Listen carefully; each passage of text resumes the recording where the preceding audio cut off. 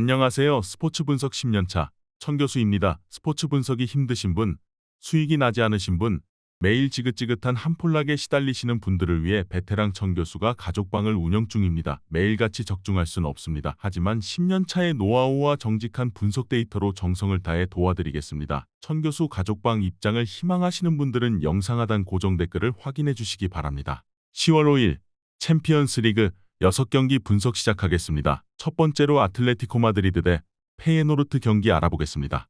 아틀레티코는 지난 경기에서는 0대2로 지던 경기를 3대2로 뒤집어버렸다.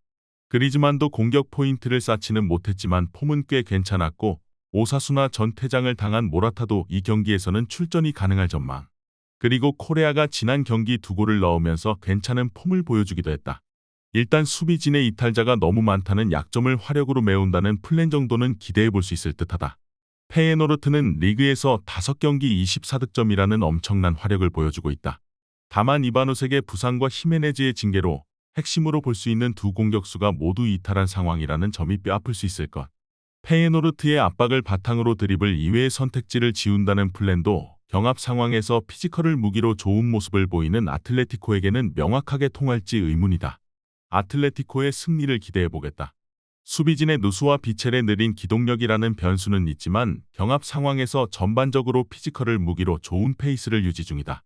공격진의 폼도 생각보다는 괜찮은 편이고 무엇보다도 페예노르트는 주포의 이탈이 꽤 치명적일 수 있다고 본다.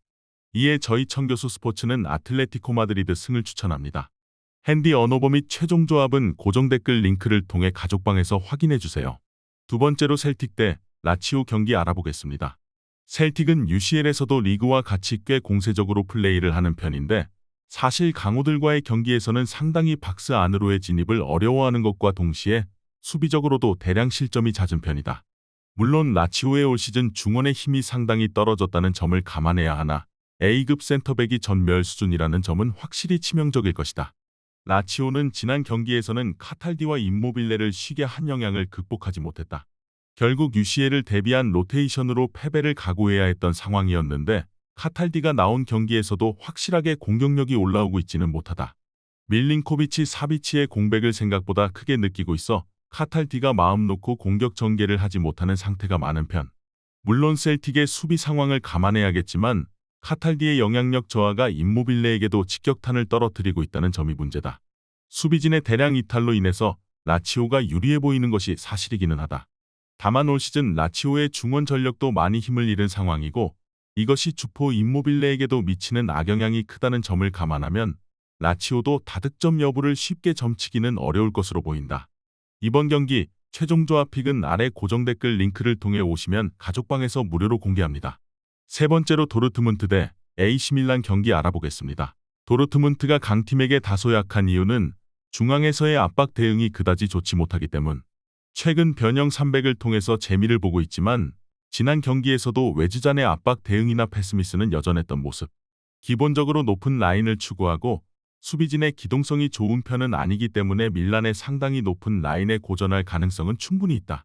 사실 밀란도 수비진의 높은 라인 때문에 꽤 고전하는 편.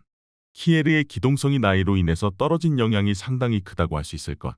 때문에 아데엠이나 말런 같은 기동력을 보여주는 역습에는 똑같이 약하다. 물론 밀란도 지루를 타겟으로 하는 롱볼이나 양 측면의 균형을 바탕으로 도르트문트를 공략할 만한 수단은 있다고 봐야 할 것이다. 일단 양 팀이 매우 라인을 높게 잡는 편이라는 점을 생각해야 할 것으로 보이는 상황이다. 따라서 뒷공간이라는 약점을 동시에 가지고 있다고 볼 수 있다. 난전 양상으로 갈 상황이라면 승부에서는 변수가 상당히 큰 것이 사실이다. 이에 저희 천교수 스포츠는 무승부를 추천합니다. 핸디 언어버 및 최종 조합은 고정 댓글 링크를 통해 가족방에서 확인해주세요. 영상 잘 보셨나요? 나머지 경기들 보시기 전에 천교수 스포츠 조합 픽 받는 법 알려드리겠습니다. 앞서 말씀드렸다시피 핸디 언어버 최종 조합 픽은 가족방에서 매일 최신으로 공유 중입니다. 가족방 입장 원하시는 분들은 영상 하단 고정 댓글 확인해주세요. 나머지 영상도 재밌게 시청해주시고 유익한 정보 얻어가시기 바랍니다. 네 번째로 뉴캐슬 대 파리 생제르맹 경기 알아보겠습니다. 뉴캐슬은 최근에는 기세를 바짝 올리면서 초반 기복을 점점 회복하고 있는 상태. 다만 올 시즌에도 전력이 한 수 아래인 팀을 상대로는 강하지만 챔스권을 경쟁하는 리버풀이나 맨시티 같은 팀을 상대로는 상대가 로테이션을 돌리지 않는 한 약했던 것이 마음에 걸린다. 물론 파리 생제르맹의 중원에 버금가는 미드필더진을 구축하고 있고 공격진의 폼이 전반적으로 고루 좋다는 점은 긍정적으로 볼 수 있을 듯하다. 파리 생제르맹은 우가르테, 에메리가 없으면 꼴찌팀을 상대로도 중원을 장악하지 못하는 모습. 물론 이 경기에서는 두 선수가 나오면서 도르트문트를 상대로 보여주었던 강한 압박 능력을 보여줄 소지는 크다. 다만 뉴캐슬의 중원 기동력과 에너지 레벨도 상당히 좋은 만큼 무아니의 고립과 음바페의 개인 기량으로만 공격을 풀어가야 한다는 리스크가 있다는 점은 분명할 듯하다.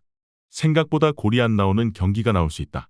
일단 뉴캐슬의 중원 퀄리티를 생각한다면 PSG의 기복 있는 중원 장악력과 베라티 배제 이후에 떨어진 중앙 창의성에 대한 생각은 충분히 해야 할 것으로 보이는 상황이다.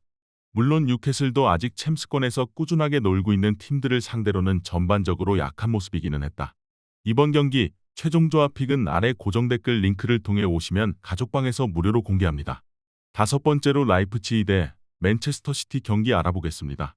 라이프치히와 맨시티는 상당히 UCL 무대에서 자주 만났던 편. 하지만 홈에서는 라이프치히가 맨시티를 상대로 1승 1무로 전적이 상당히 좋다는 점은 참고하면 좋을 기록. 물론 이긴 경기에서는 상대 수비수 워커의 퇴장이라는 행운이 있기는 했지만 로드리를 저격하면서 홀란드까지 같이 영향력을 줄여버린 경기도 치른 만큼 라이프치히의 강한 압박에 맨시티도 제법 고전하기는 했다. 맨시티는 로드리가 챔스에서는 나올 수 있는 상황이다. 일단 지난 경기에서 답답했던 양상에서는 어느 정도 탈피를 할 수 있을 것으로 보이나 앞서 언급했듯이 생각보다 로드리의 영향력이 줄어들 경우에는 얇은 스쿼드로 인해서 변화를 줄 만한 카드가 별로 없다. 실제로 지난 UCL 결승에서 도 로드리를 인테르가 공략하자 명성만큼의 득점력은 보여주지 못했다.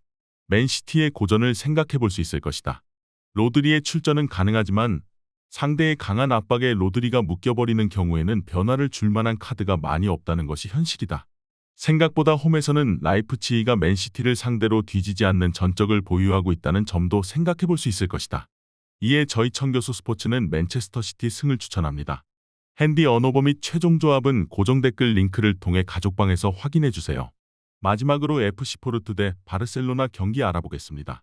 포르투는 홈팀이기는 하지만 생각보다 실리적으로 움직일 가능성이 높다고 본다. 일단 바르셀로나를 상대로 미드필더 맞불을 놓는 것이 그다지 좋을 것은 없는 상태. 마르카노와 사누시의 공백으로 인해서 팀 전원이 수비적인 리스크를 줄이는 데 집중할 필요도 있는 상태다. 생각보다 바르셀로나가 선수비 후역습 성향에게 고전하는 경기는 라리가 내에서도 나오고 있는 모습이다. 바르셀로나는 대용의 이탈이 상당히 큰 상황이다. 엘 클라시코에 복귀하는 것을 목표로 삼고 있는데 중원에서 해주는 것이 매우 많은 대용이라 이 역할을 확실하게 대체할 수 있는 선수가 부족하다는 것이 중론. 생각보다 지난 경기 세비야전 내용도 답답했고 올 시즌 셀타비고나 헤타페 등 수비와 역습 성향의 팀에게 고전했던 경기도 꽤 잦았다. 특히 원정에서는 실점률도 제법 높은 모습이다. 바르셀로나가 쉽지 않은 경기를 할 것으로 예상된다. 포르투가 실리적으로 나서는 경우라면 대용이 빠져 내용이 답답한 바르셀로나 입장에서는 리그에서 보여주는 약점을 드러낼 수 있을 것 같다. 포르투도 수비진의 누수는 있는 편이지만 일단 바르셀로나의 공격을 답답하게 할 만한 442줄 수비의 가동은 가능할 것으로 볼 수 있겠다. 이번 경기 최종 조합 픽은 아래 고정 댓글 링크를 통해 오시면 가족방에서 무료로 공개합니다.